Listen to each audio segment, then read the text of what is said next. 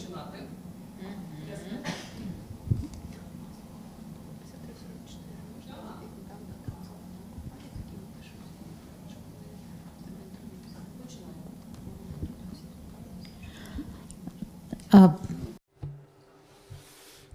Dear colleagues, let's start.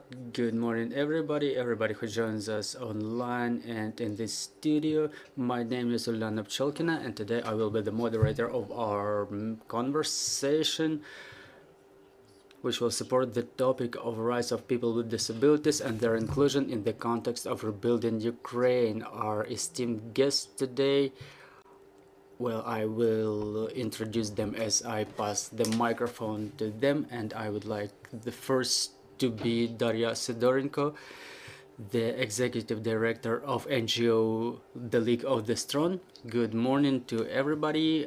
Today we will start the series of events dedicated to compliance with the legislation of the European Union during rebuilding of Ukraine, and the purpose of our activity is for us knowing about all the matters about the architectural barriers existing in our society, and all the activities within this project will be aimed at reduction or elimination of such barriers as possible. With contemplate, we will be working with the bodies of local governance and central government, as well as organization, as well as with non-governmental organization, is holding of working groups to know how we better take into account the needs of the people with disabilities during the rebuilding of Ukraine. And I would like to start with the example that we faced yesterday. We were picking a place for dinner in the city of Kiev, and we've understood that we cannot pick a place we wanted to go to, but we had to attend to one of the small number of venues where people moving in the wheelchairs may visit. What it means actually, that if a person is injured, they don't want to go to visit cinemas or theaters, walk along the parks with the friends, or go to a dinner with their friends. No, it's not true. When people get disabled, first of all, they remain people, and disability does not characterize them in no way. The League of the Strong, during their activity as organization, analyzes the legislation and practice of the processes going on in Ukraine in terms of attitude to people with disabilities. And we have example that the legislators, when they submit the draft laws, they contemplate the standards which improve the architecture of the buildings, but at the same way they word the legislation in a way that lets the developers avoid those standards.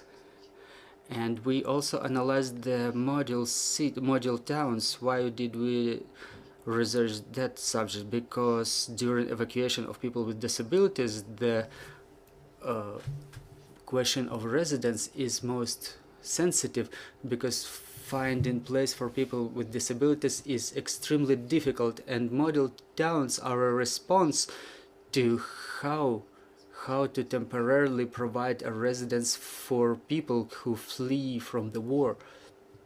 But the majority of such model cities are not contemplated for people who move with the wheelchairs, or who have problems with the sight, who are blind, and for those who need private space for servicing their needs. We analyzed 25 model towns, and the majority of them, well, the 25 towns, including 12 plus 12 which are being constructed, and 30 which are planned to be installed, they account for 8,500 residents in total, and 30,000 more are planned to become residents. So those model towns are a way to provide people with dwelling in a prompt manner, but they don't take into account the needs of the people with disabilities. So we've taken as a basis the regulations for renewal after the reconstruction after the disasters, and the model towns that we studied, they don't comply with those standards. The bathrooms are not accessible, so the people with disabilities are actually incapable of living in such places. Why I'm talking about the model towns when we talk about the rebuilding of Ukraine? Because it's the example of how the system may operate. Many players, including international partners and Ukrainian organizations, international donors, business organizations, who are and bodies of local governance and central government are all involved in construction of such model towns. And our task is make sure this mechanism works and all of the components, they know what is universal design and what is accessibility and inclusiveness. And we defined a number of areas what can be done, a number of guidelines, and actually there's a lot more of them, but time is limited and I would like to stop at a number of them. We have to increase the responsibility and liability for non-compliance with the standards. We have to provide the mechanism to make sure that they are comply with the standards of inclusiveness. We have to implement the indicators of architectural accessibility, to communicate the standards of universal design to the bodies of local governance, because a lot of results will depend on them. And during planning, we have to include the non-governmental organizations which deal with the matters of disability, and we will be happy to share all our work and the ideas we have. Thank you for this information, Daria. I just want to add that I am an internally displaced person. I use a wheelchair together with my husband, and we were not able to find a shelter. We were fleeing from Bucha, and I know a lot of people who were forced to live abroad without wishing actually to leave Ukraine, and it was only due to the absence of accessibility. So it's about real stories, about real people who are injured and they are forced to move to the West because they don't have proper conditions of living here in Ukraine. Well, you know, today is the 8th of March, the day that reminds us of the rights of women. It's not holiday in Ukraine, it's still a day off, but today it's my pleasure to see the women who are decision makers, and I want to pass the microphone to one of those women, Ms. Oksana Zholnovych, the Minister of Social Policies. Thank you for this opportunity to get involved in this conversation. The rights of people with disabilities, as in view of this full-scale invasion, are becoming a very hot topic. The subjects you've brought up are critical, and now that today we're talking about the rights of women who are mostly insured, but talking about the way that women had to go to be able to put the pants on or a suit on to get a job they want, to take the positions, the offices they want, to just to vote, to study.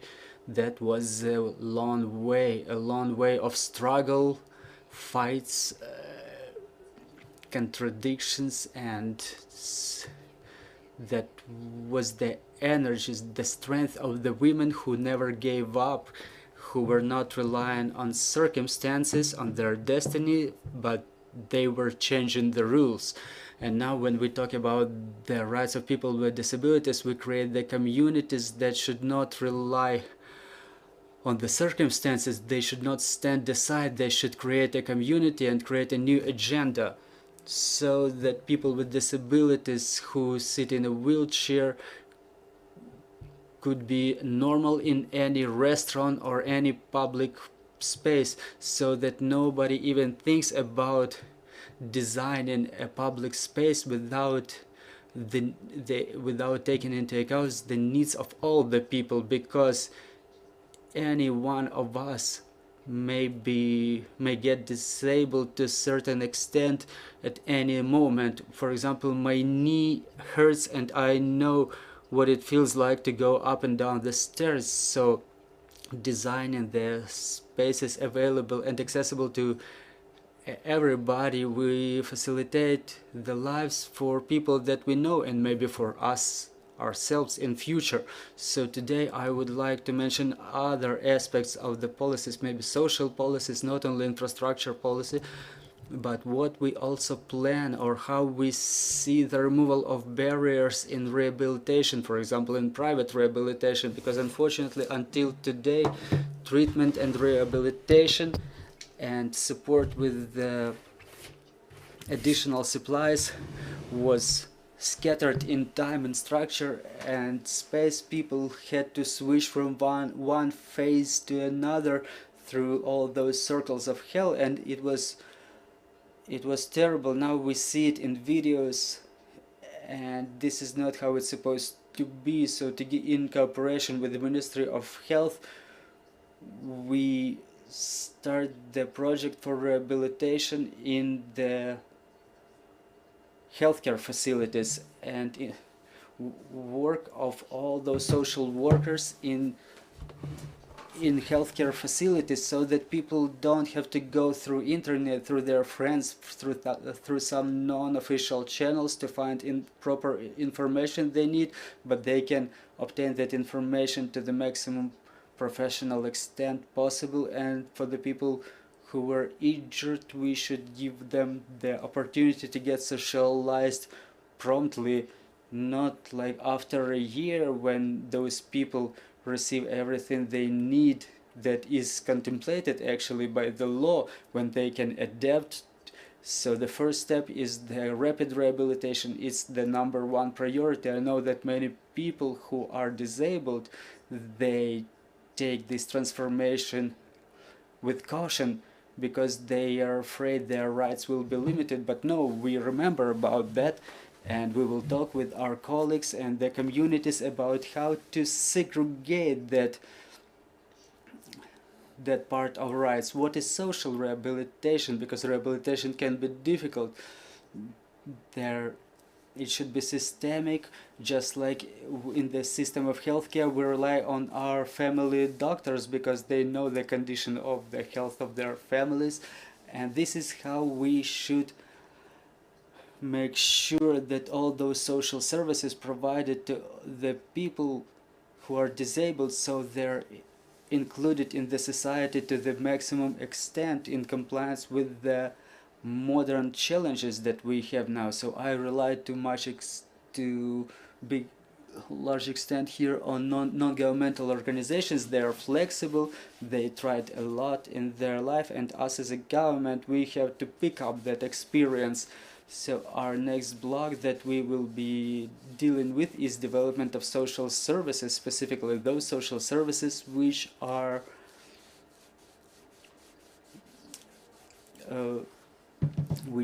very hot topics today. It's social accompaniment, social rehabilitation for all the people with disabilities, specifically those who get disabled due to the war and their relatives. And another thing I would like to focus our attention on is the support of employment for people with disabilities. I'm convinced that every person should be economically independent. We should not provide subsidies or preferences.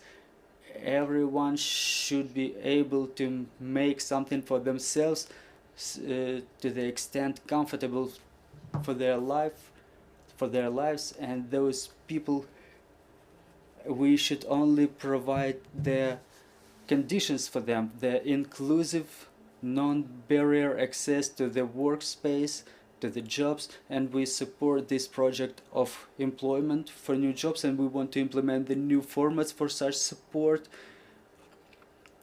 And we should make sure the employers and employees are friends, and there are many businesses now that support people with disabilities, but the legislation is such that the organizations, the businesses like those cannot get any governmental support. But I want any business who employ people with disabilities to this or that extent would be able to receive some government support, and that we encourage those activities, because social businesses are a part of our society that should be properly recognized, they should be properly respected.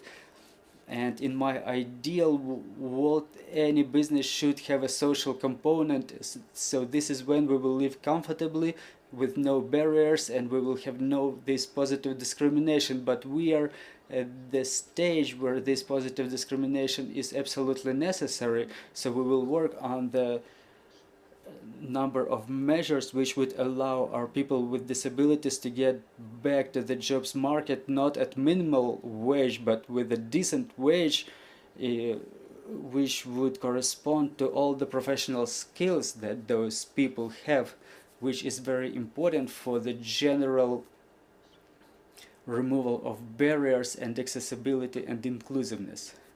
Thank you, Ms. Oksana. The purpose of all the rehabilitations is to get people back to their normal lives, and it's my pleasure to introduce Knighton, Director for European Disabilities Forum, and I would like to pass the microphone to her. Well, I want to thank you for this opportunity for you to get here in Ukraine. Thank you.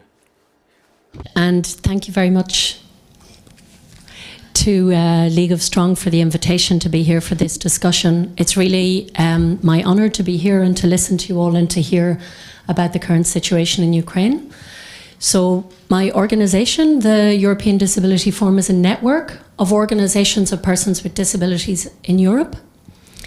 And we count amongst our members the League of Strong and the National Assembly of Persons with Disabilities. So we're very happy to have this connection with the disability movement here in Ukraine. We did not have before last year, so our cooperation is just building up during this time. There is a very strong support for us to work in Ukraine from the organisations of people with disabilities right across Europe, and I bring my greetings from them. I wanted to just say that our hope is to continue to work and support the organizations in Ukraine in the future, and I'm here to listen and to hear how things are going and to see what the priorities are right now. We were initially contacted by the National Assembly of Persons with Disabilities all the way back in February, and since then we realized at the beginning that the disability movement in Ukraine, all across the country, organizations were helping people with disabilities with evacuation, helping people move to other countries, providing information, providing shelter and humanitarian assistance. At the same time, organizations of people with disabilities in the countries bordering Ukraine, in Romania, Slovakia, in Poland, in Latvia and Lithuania, and then across Europe, we're trying to provide support also to people with disabilities arriving in their countries. In some cases, it was, that services are also not perfect in European countries. So the challenges that you have in Ukraine, like accommodation and transport, these also exist in other places. But the organizations try to provide support, information in Ukrainian, direct advice to people. And so we intend to continue to collaborate in the long term and hope eventually to be working together with Ukrainian organizations as full members of the European Union in the future. Is there anything else? Do you want me to talk anything about the reconstruction process? Is now a good moment? Yeah, so since the discussion today is about reconstruction, this is something that's a really important moment for accessibility. As you know, it is way more efficient to make something accessible when you build it for the first time. But as Daria mentioned, with the provision of shelter, still today, people plan buildings that are not accessible, and then it takes years to fix them. So it's great that you have this commitment at the moment and you're already doing advocacy to make sure that this first building and planning is fully accessible. Eventually, as Ukraine is joining the European Union, there will have to anyway be alignment with many laws like the European Accessibility Act, Public Procurement Directive. So it is better already now to consider these standards and policies in reconstruction. I was asked to say if there were countries nearby which have good examples, and there are many countries which are developing accessibility a lot. Your neighbouring country, Poland, for example, have done a lot of work at making their own new accessibility law. They have an accessibility council which includes a range of experts, academics, architects, NGOs, 15 disabled persons organisation, independent experts who are people with disabilities who advise the government. It's managed by the Ministry for Regional Development and Funding, so they use a lot of European funds for this. But this consultative body, which is very multi-sectoral, is an ongoing support to policy development, because in many countries the legislation is good but the implementation is not there. And so it's incredibly important to have this constant attention to implementation and enforcement of the laws. One final thing I wanted to say is that we have been, we were lucky enough at the beginning when we started to work with the organizations in Ukraine and the neighboring countries, is we had funding provided from CBM International. We have a representative here today, Jaimo, who's also come to look at the work that's being done. So we were able to help the organizations with funding. It's really clear that civil society organizations in Ukraine are extremely active, and they have been providing assistance without very much support, but we hope that they will eventually be able to have enough support and funding to run. When we spoke with people with disabilities and their families who've left Ukraine and asked them how are they feeling now, and many people really miss their country and want to return to Ukraine, but it's really important that they don't know whether they will have accessible accommodation, whether they will have services. We met families who are not sure what kind of education their children will be able to have. And so one of the things that seemed to be really incredibly important to the people is the building of person-centered services here in Ukraine, so that people can come back and live independently in their communities with support surrounding them. And as you mentioned also, the possibility to work, to have employment, and also I think particularly for families with children with disabilities, that their children have meaningful activities so that as well family members can participate in the labour market. So anyway, I'm here mainly though to listen so that we can shape our ideas for the future. Thank you, Elena. Thank you so much. I would like to continue our today's conversation and to introduce another woman today. I would like to emphasize that women can build successful careers, they can be successful, they can make decisions, and they can support others in making changes to their lives, not only to their lives but also to Ukraine. Tetyana Lomakina, the Commissioner of the President of Ukraine on removal of barriers. Ms. Tetyana, please. Good afternoon. First of all, I would like to thank this organization, the League of the Strong, for gathering us around this very important subject today, because the role of the civil society is extremely important, so that in front of the people who make decisions, who are representatives of the government, so that we actualize the most sensitive matters. And I would like to thank the Minister of Social Policy that regardless of your huge workload, you're with us today and you share the ideas you promote as the minister along with all of your ministry. I would like to thank Ms. Catherine, who came here today and who said that during planning of the measures for years 23-24 we already started working on all those issues of facilitating of communication between the people who make decisions on the level of local governance and central government.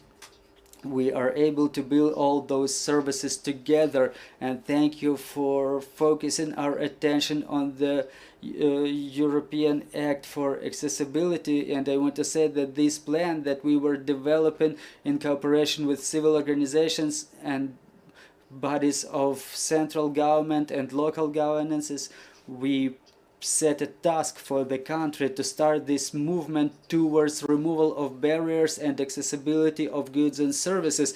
And we would like to also ask for your expertise, ask your experts to give us advice so we do it in a correct way at once, because as you mentioned, we will be rebuilding Ukraine and we have to lay the fundamentals which help us create services, spaces, information in a way they're convenient for the people. And as to our plans, on the matters which Ms. Darina mentioned about, I would like to say that our communication with the international partners proved that the countries were transferring from barriers in space to removal of those barriers within 30, 40 or 50 years. So we have to be conscious that tomorrow not any apartment block will have the stairs disappear. It will be a way that we're just stepping on, we're just initiating. And it's important that Ukraine already approved the new construction standards and implemented the European standards for construction in Ukraine. And but are they sufficient? We had a conversation yesterday with the representatives of military administrations of all regions. We were talking about new standards that right now we have to lay fundamentals for future construction, for a building of services and spaces. And when you talk with them, I was making a presentation, I was mentioning the mistakes we were making during the evacuation when we were building those model towns. They understand, but when the people start doing something, they face the problem that maybe there is a compromise, maybe there are 3 steps and then everything goes without barriers because it's not so convenient that way. So we have to bring up all those issues, we have to mention them, we have to remind that there is no space for compromise. If I'm in a wheelchair, I cannot step on those 3 steps and use the rest of the non-barrier free space. So all those things, they require very honest conversation and explanation. Because what country feels now, what is important for us, for every person, if we plan the evacuation, we have to help all the people to get out of the areas of active warfare, elderly, fathers and mothers who educate multiple children, people with disabilities, everybody. But that requires certain flexibility, different measures for evacuation, coordination more active than between the military civil administration and say state emergency service. And what we're hearing today,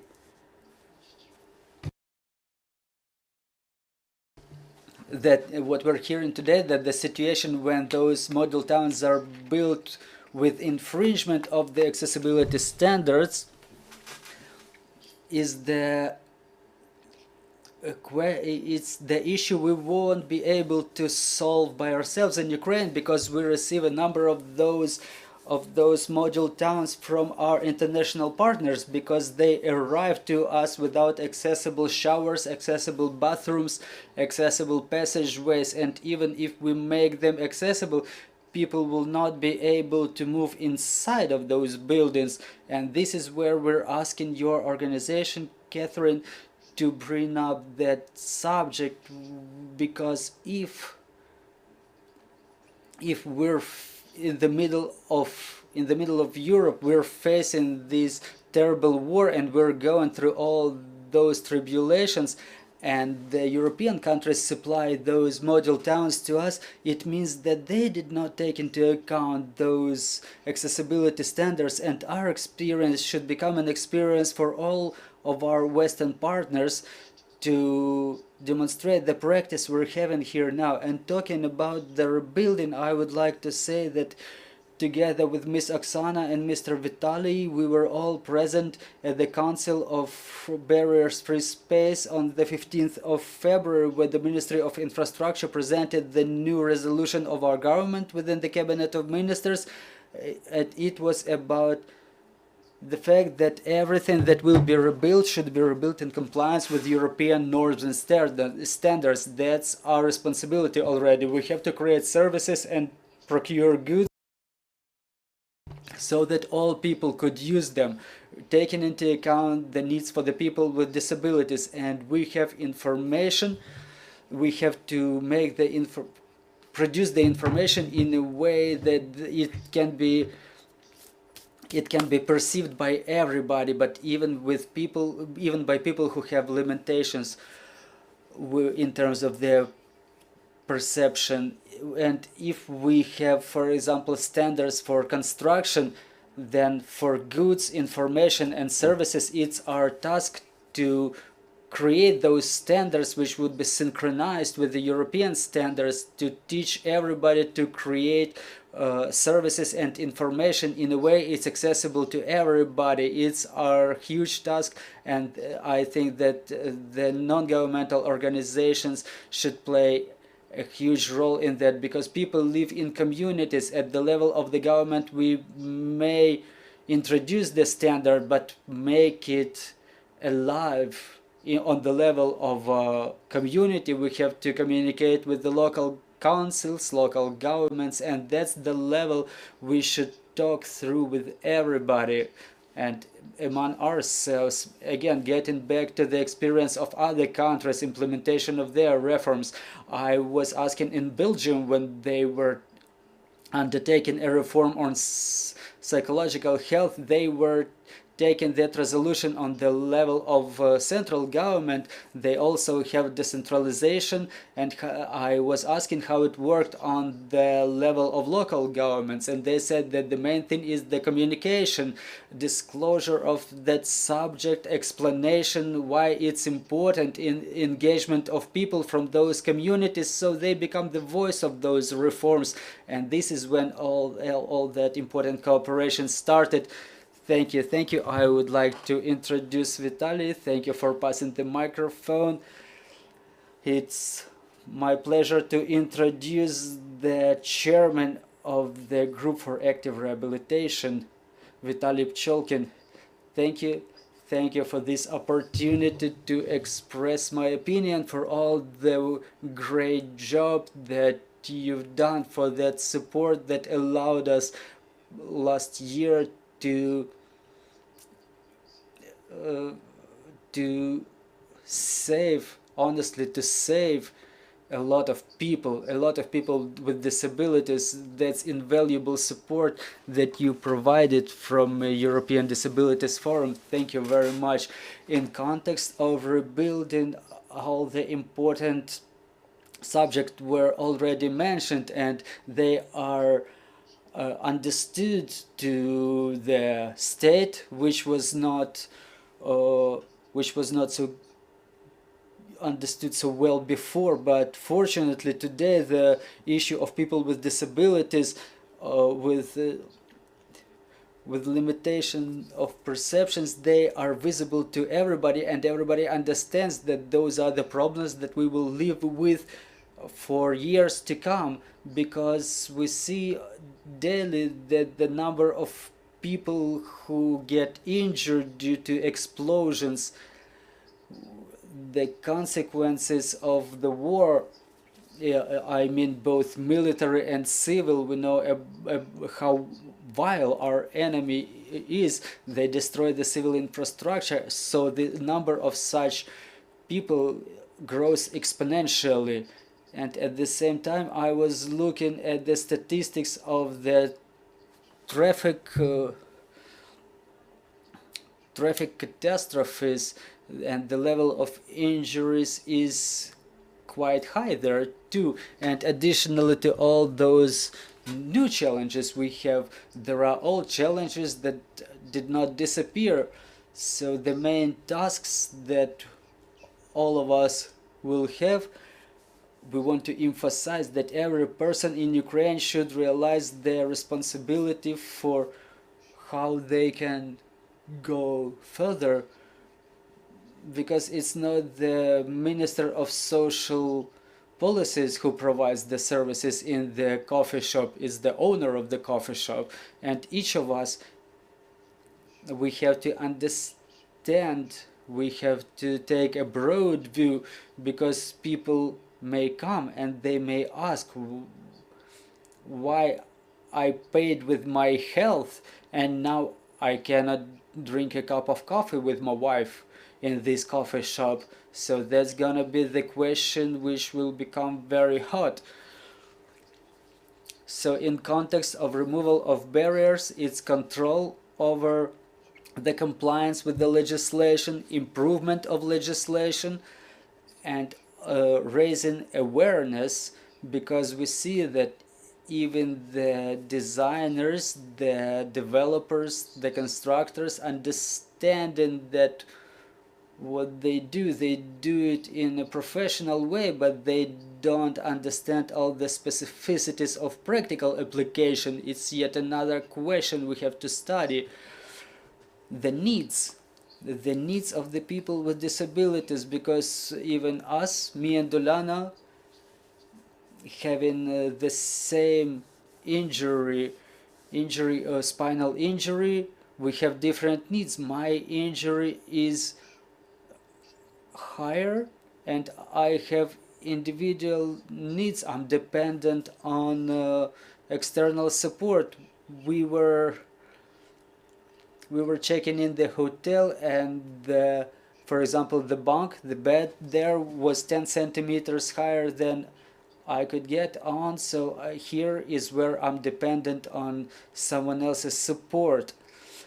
So taking this context of provision with assistive measures, this individual approach is very important, because one person may get a basic wheelchair and it might not be sufficient for another person. They should be provided with a broader number of assistive devices.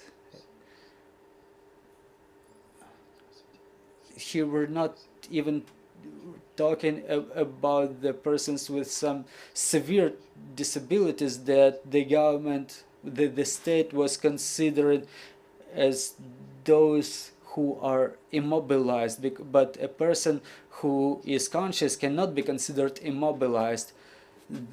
Maybe it's just the matter of non-availability of proper assistant devices or proper picking of the personal assistant. And when we understand that there should be no proper or complete rehabilitation, we still have to be able to provide these people with jobs. And we know there are examples throughout the world that such people can get employed. Such people may have more interest in life, and we see, for example, now we see the military, and it's a sufficient number of such military with crutches, but the level of their disabilities, they say that they will live the rest of their lives using the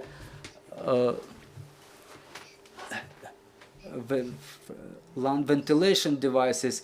But no one knows when they would be checked out of the hospital, because there are no opportunities for them to get back home, to get proper support at home. And those are the questions we have to work with. We talk about the motivation for the military a lot. We understand that we don't have other chance other than fighting, other than struggle, but we know that many of our military, they go to the war understanding that they may die, but they don't understand that they may become disabled, and understanding of the fact that when they come back here with a certain disability, they still have a chance for decent, high quality life. That will be a very serious motivation for improvement of our resilience as a country. So development of the adequate services and rehabilitation, they should be switched to the level when we stop giving vain hopes. We have to start speaking honestly that there are these types of disabilities that cannot be cured until now. Yes, all of us, we want that someday those things can be cured, but we have to understand that there are injuries with which people will have to learn to live. And there is a complex of infrastructure measures, social measures that will allow people live decent lives regardless of any injuries. So I appreciate all the work everybody does in this area, and the experience of our international partners will be very important in this area, and I hope you will be able to make use of our experience. Thank you, Mr. Vitaly. Ms. Tetyana mentioned that we will have to use the experience of other countries, and other countries were going that way for 30, 40, 50 years. So we have to take their best practices, to maybe to skip through some mistakes, and to make everything for us, for our country, for our people in an expedited way. I have an opportunity to let our journalist ask questions from our guests. So who is going to be the first? Thank you, Svetlana Tkachuk, Ukrinform. I have a couple of questions to you. Well, I think that everybody may answer them. My first question is statistical. Is there a way to count a number of people with disabilities in Ukraine, and those people with disabilities who left abroad? So you mean the internally disabled and those who left abroad? Well, look, we have the statistics for those who left abroad and those who were internally displaced inside Ukraine, but we don't segregate people with disabilities from the others, so I cannot give you the exact number of those. For example, I just know that people with families who were living abroad, there was a lot of barriers for the people with disabilities who were living abroad, and those who were single or were staying in the specialized facilities, they mostly remained in Ukraine because our partners were not able to provide them with all the services necessary. So unfortunately we don't have these extensive statistics. Thank you for your answer.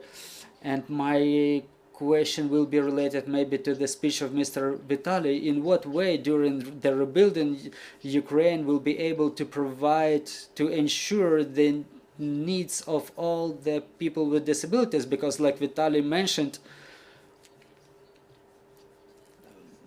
as Vitaly mentioned, people with the same type of injury, they may have different needs. How that may be ensured, maybe experience of some countries may help us in this regard. Well, if I may answer, in fact, we have to transform the approaches to all types of services we provide now. The first response in this regard may be a research study of the people according to the International Qualification of Function. And this is the new questionnaire that we actively implement in our lives everywhere, including in the Ministry of Health, which will allow us to approach every person in more detail, to understand their needs with the account of their functioning abilities, not like some diagnosis. This diagnosis doesn't matter anymore during our times because, for example, the groups of disability we have, the people with diabetes and people driving a wheelchair, they fall under the same category in this regard, but their needs are absolutely different. There is no sense for retaining those grades, those categories, and we had a number of meetings with our Prime Minister to transform the approaches to disability, to create the packages of aid with account of this international qualification for functioning, so that if people are in the wheelchair, they should have 1, 2, 3, 4, 5 those needs included in their package, and those with diabetes, they should have their package and needs, so they should not fall under the same category, and we don't spread this, say, financial aid in a thin layer, because in fact we don't get anything from that. We have to go through rehabilitation. It should be timely and high quality. We have to bring people back on their feet the soonest possible, and then they should be accompanied during their employment, and we should consider financial aid in cases where people lose their functioning abilities to the extent that they cannot function properly to be included in the society. Well, my last question will be not about the disabilities, but maybe about the change of perception of image of people with disabilities. We're talking about media during coverage of that matter of people with disabilities. What do you see in future? What should we do to transform the perception of this image?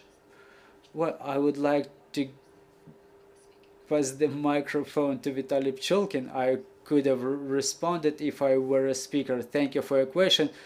Actually, for the media, there is a lot of information, there is a lot of prepared materials, a lot of trainings are going on, because media are a backbone for creating the image, for understanding of needs of people with disabilities. So we have to preserve those balances, because sometimes there is some extreme heroization, or there is a lot of description of sufferings and desperation.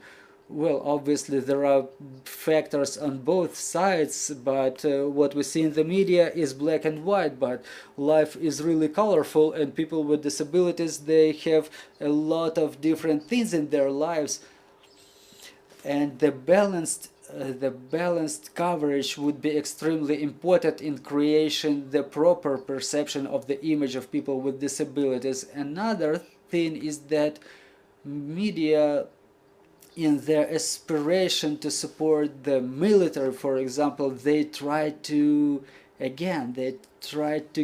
cover it in a way that, for example, I've seen an article recently, a person with a spinal injury, serious spinal injury, who will not be rehabilitated to the full extent 100%, but it's a direct speech: I'm an airborne, I will make it, and until and unless I get back on my feet. Well, that quote is being supported, but I think that it should be transformed in a different way, that regardless of the fact that that person is an airborne, no one puts it under doubt, but we have to take life realistically, and this position will be more useful. So just we have to retain adequacy. This is what's important. if I may, I would like to add a couple of words. Just yesterday we were discussing it with the regions, how to change, or how the attitude should change to the attitude to all the people whose functioning is impaired. There are people who were in the blind zone, for example, the people with some cognitive impairments or movement impairments. They make people such that they could address the government for support. They could get more high quality lives. But talking about the communities of the people whose function is impaired, people with disabilities, if we want those people to feel equal, we have to make a step forward, a step for acceptance, to accept everybody as they are. We have to say that people with disabilities are not those who require permanent care, but they are regular people who drink their coffees in the morning. They move around their life spaces or their life trajectories. Someone goes to work, someone brings their kids to the kindergartens. Many people with disabilities are involved in volunteer activities. All those people should be perceived as equal. But first of all, we should accept them, and it's an important work that everybody has to do. Thank you, Ms. Tetyana. I would like to say that the understanding of the notion of the standard, it's non-standard, because all the human variety is the standard now. We are one society. We don't have to segregate one people from the others. We have to remember that people with disabilities can bring up the subjects not only of people with disabilities. And if I made the last question, Yulia Avakumova, Ukrinform, my colleague asked, but I would like to ask a couple of details from Ms. Oksana. My colleague was interested about the number of people with disabilities who left, but can you name the number of people with disabilities in Ukraine? How much of them have limited mobility in context of the rebuilding? How many people require this accessibility standard? Well, look, this is contemplated by the law in effect. There are groups 1 to 4 of disability. The people of the first group of disability, they need some external, they may need assistance, just like the people with the second group of disability, because people who are above 80 years old who have no disabilities, they may have some cognitive impairment, and they may be entitled to someone else's assistance and care. But in general, we have 2.6 million people with disabilities. The largest group is third group is 1.5 million, and this is very, very rough statistics, which does not demonstrate those specifics we were discussing just now, we've been discussing. So we have to switch to another system of categorization with the count of needs, and when we implement this MQF standard on all levels, taking into account all the smaller needs, for example, people driving a wheelchairs, that they should be able to buy a ticket for railway, for example, for the specific car in the railway. And when we take into account all of their needs, the scale of the services will be quite different. We update all of our digital instruments. For the time being, we unfortunately don't have this centralized system for assignment of the status of disability, and they move to different social structures like pension fund, the Department for Social Protection, and just this morning we've been talking during our morning briefing that we should create a joint register. Unfortunately, we have not created it yet, but we're working on it.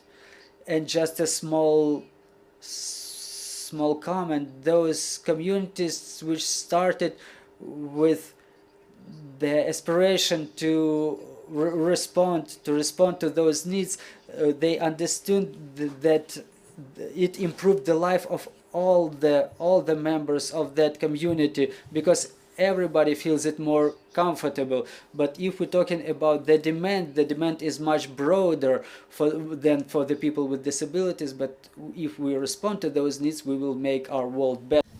I don't want to comment on the issue of the number of people with disabilities, because I think the state authorities here have detailed information, but we know that it was very difficult for the governments in other countries to count the number of people with disabilities arriving, because people came very fast and they were not identified for their needs when they arrived.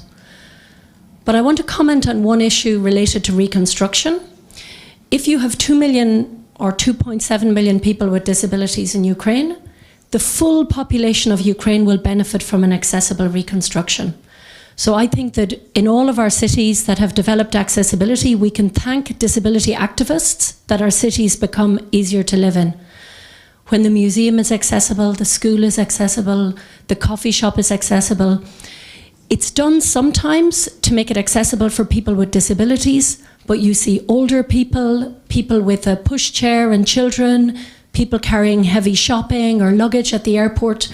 We all benefit. So the more progress it's made now in the name of making it accessible for people injured in the war or other people with disabilities, but the whole population in the end benefit.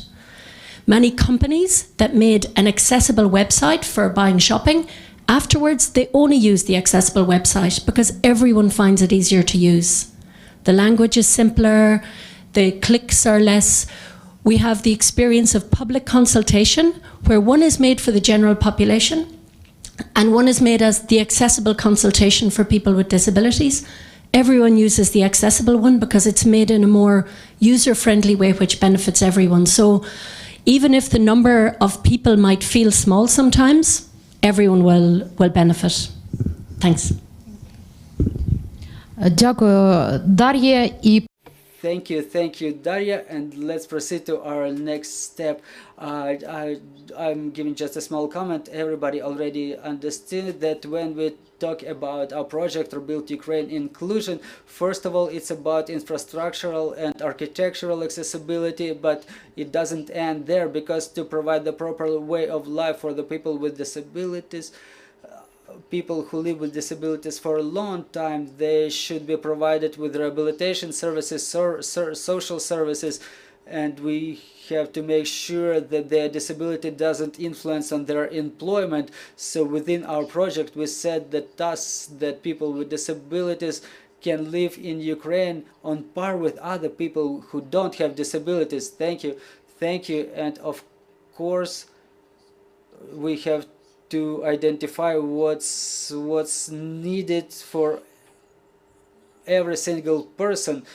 So on this optimistic note, I would like to summarize. I would like to express the words of appreciation for the new projects, new ideas, new movements towards transformation of Ukraine. And I'm sure that in coordination with government and our international partners and civil sector, we will be able to change the lives of Ukrainians for better, not only on paper, but we will be able to change their very specific lives. And to wrap up our event, we would like to sign the memorandum between the European Disabilities Forum and our Ministry for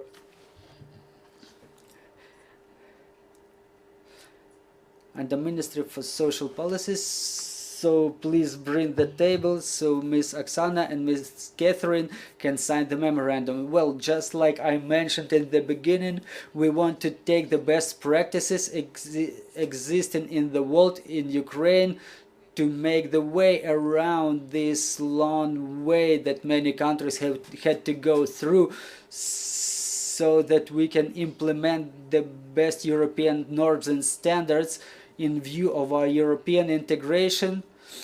So it will be my pleasure to announce that us, in cooperation with European Disabilities Forum, we signed the memorandum for further cooperation,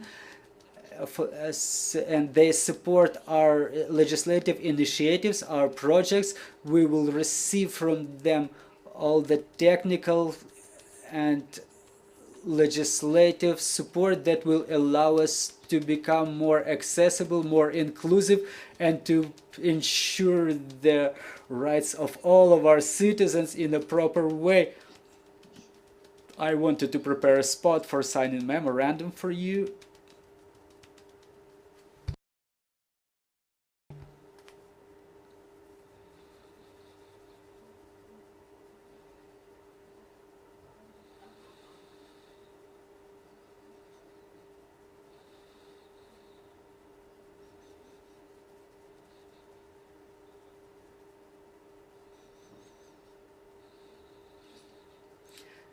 Is that trilateral agreement. Ms. Oksana says that national service is involved as the third party in this process. Well, I want to thank all of our speakers, all of our guests, our journalists for your questions, the spectators who were watching us. Thank you. Well, see you next time, and we have a lot of work to be done ahead. Дякую вам. Дякую. Maybe photo. Можете допомогти? Я згадала ще один приход.